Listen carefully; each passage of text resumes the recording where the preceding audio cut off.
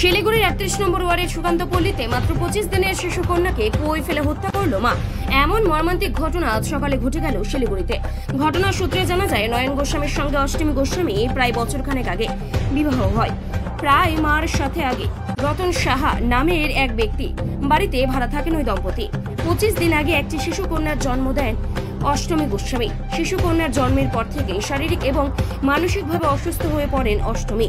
অলৌকিক কোনো শক্তির প্রভাব রয়েছে এই আশঙ্কাতে এই বাড়িতে ওঝা ডেকে চিকিৎসা করানো হয়। মাঝে মধ্যে অস্বাভাবিক আচরণ করতে অষ্টমী বলে পরিবারের লোকজনেরা জানায়। আজ সকালে মৃত বাচ্চার বাবা নয়ন গোস্বামী ঘুমিয়েছিলেন, বাচ্চাটি তার পাশেই ছিল। ঘুম থেকে উঠেই বাচ্চাকে পাশে না দেখতে পেয়ে খোঁজাখুঁজি শুরু করেন। বাড়ির সকলে মিলে খোঁজাখুঁজি করলেন, কোথাও পাওয়া যায়নি বাচ্চাটিকে।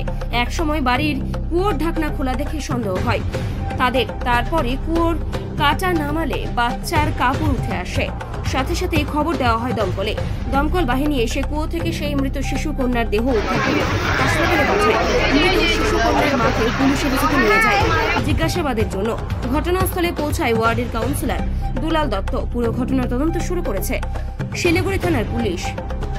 আমি এইখানে ৭-৮ মাস হলো এমনি এই পাড়াতেই, আমি আজকে ১০-১২ বছর হয়ে গেছে এই পাড়াতেই আছি। সবাই চেনে আমাকে, এখানেই আছি।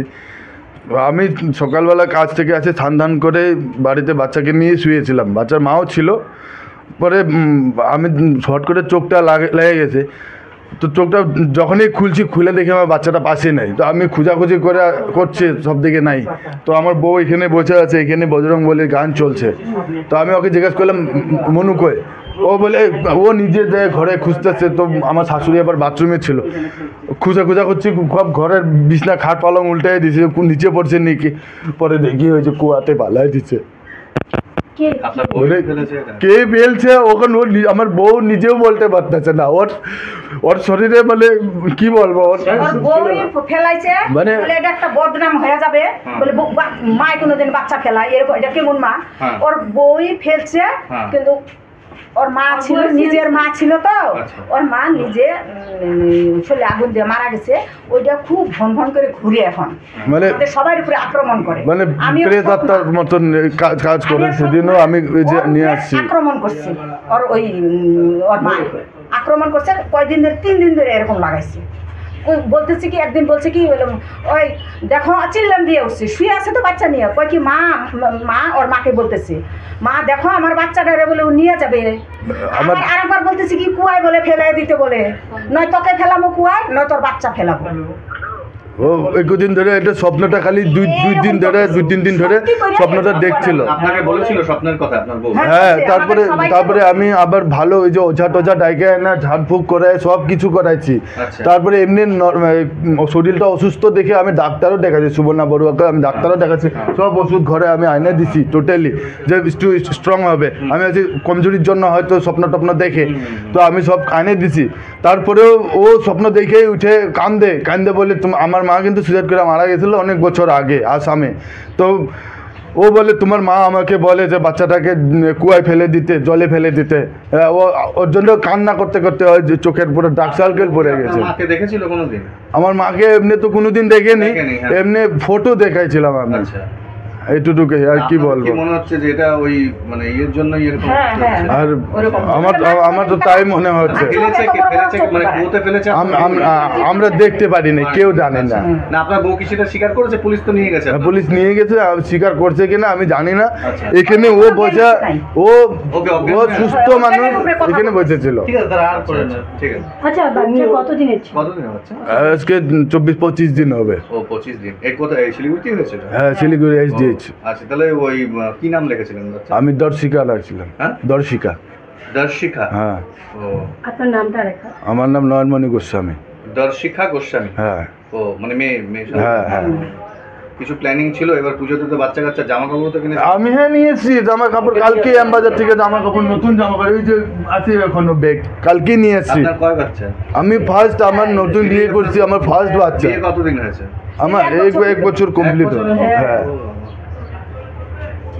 ঠিক আছে। উনি তো একটু অসুস্থ ছিল, সবাই তো বলতেছে মেন্টাল প্রবলেম, কিন্তু আমাদের তো অতটা মনে হচ্ছিল না। তবু আমি 2-3 দিন হলো ওনাকে একটু বুঝতে পারতেছি যে উনি ওই রকম টাইপের। মাঝে মাঝে বলতেছে বাচ্চাটাকে রাখবো না, যার জন্য ওনার স্বামী হাজব্যান্ড ওনাকে বলতেছিল কবিরাজ নিয়ে এসে ট্রিটমেন্ট করে কবিরাজে বললো যে এরকম পেট আত্মা যে হয়, ওনার মা, ওনার শাশুড়ি আর ওনার ভাই ওনাকে আক্রমণ করেছে, ঠিক আছে। তো যার জন্য এরকম পরিস্থিতি। যাই হোক, উনি যা করণীয় উনি কবিরাজের যা করণীয় সম্পূর্ণ জিনিস উনি কাজ করে দিয়ে গেছে। তাতে আমাদের মনে হলো যে না, কাজটা হয়েছে, ঠিক হয়েছে। কিন্তু আজকে সকালবেলা যে ওঝা এসেছিল শুনলাম, না ওঝা না, কিন্তু উনি কবিরাজি, ওঝা না।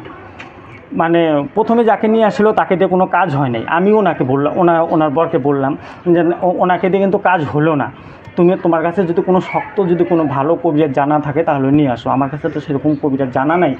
তো যাই হোক, আরেকজনকে নিয়ে আসার পরে ওই সে যা করণীয় ওনার করে কী সর্ষা পড়া কী সব করে দিয়ে গেল, তাতে একটু ঠিক ছিল। তারপরে আমি যে কালকে আবার ওটা ছিল অসুস্থ ঘরে ছিল, কালকে আমি আবার বলে করে কালকে 25 দিনও ওনার 1 মাসে উঠাবে, 30 দিন না হলে উঠাবে না।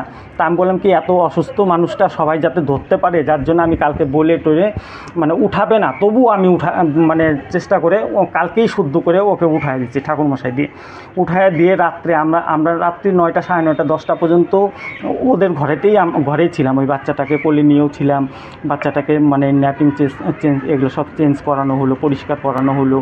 ওর